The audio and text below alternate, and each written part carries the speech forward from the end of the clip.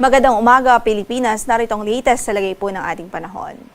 Buong Luzon ay affected po ngayon ng northeast monsoon at amihan at ito po ay nagdudulot ng mga pag-ulan sa ilang bahagi ng Luzon area at of course yung malamig na panahon ay ramdam po sa malaking bahagi ng ating landmass. Partikular po dito sa Northern Central Luzon at ilang bahagi po ng Southern Luzon. Samantala sa Visayas at Mindanao, easterlies naman ang nakakaapektong weather system. Nagdudulot pa rin ito ng mga localized thunderstorms o yung mga localized na mga pagkidlat, pagkulog anytime of the day. Sa ngayon, wala po tayong minomonitor na LPA o kaya naman ay bagyo sa loob ng ating area of responsibility. At least in the next 2 to 3 days, wala rin po tayong inaasahan. Pero patuloy tayong magtatabay sa magiging updates ng pag-asa sakali po magkaroon ng significant changes. Samantala para sa pagtaya ng ating panahon, nasahan pa rin natin ng maulap na papawrin at mga pag-ulan dito sa Batanes at Babuyan Islands. Yan ay dulot po ng northeast monsoon. Yung mahihinang mga pag-ulan na dulot ng amihan ay inaasahan din natin sa Apayao at maging dito sa mainland Cagayan at sa Isabela Province. Yan ay dulot ng northeast monsoon.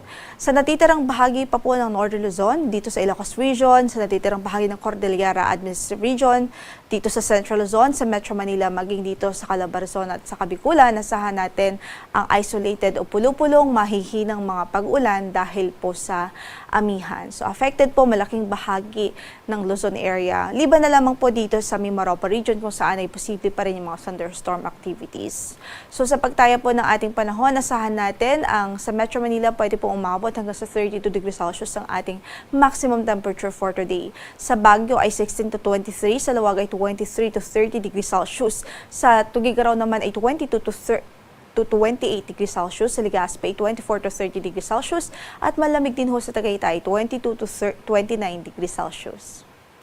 Samantala, dito naman po sa Kabisayaan at Mindanao, mataas ho ang tsansa ng mga thunderstorm activities dahil po umiiral dyan ng easterlies o yung hangin na nanggagaling sa dagat Pasipiko o yung hangin na nanggagaling sa silangang bahagi ng ating bansa. So, ibig sabihin, bahagi maulap hanggang sa maulap ang ating papawirin doon at may posibilidad lamang ng mga isolated thunderstorms, especially po pagdating ng hapon at gabi. Gayon din dito sa Mimaropa region kung saan inaasahan natin, posible din ang mga pagkidlat, pagkulog.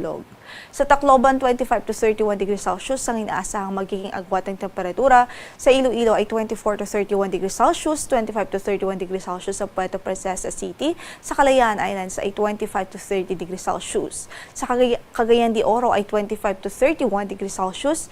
Sa Davao ay 24 to 32 degrees Celsius. Habang sa Zamboanga ay 24 to 31 degrees Celsius naman ang inaasahang magiging agwat ng temperatura. Sa Cebu ay 26 to 31 degrees Celsius naman po.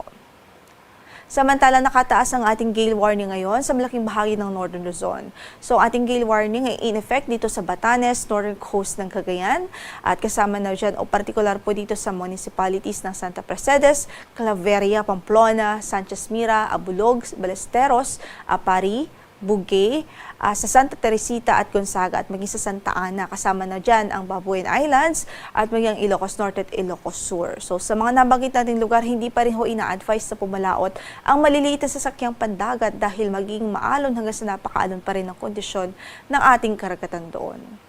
Sa natitirang bahagi naman ng ating bansa o sa natitirang bahagi ng ating mga baybaying dagat ay banayad hanggang sa katamtaman naman ang magiging pag-alon. Ang sunrise natin for today is 6:18 in the morning at lulubog ang araw bukas o mamaya sa ganap na alas 5:34 ng gabi.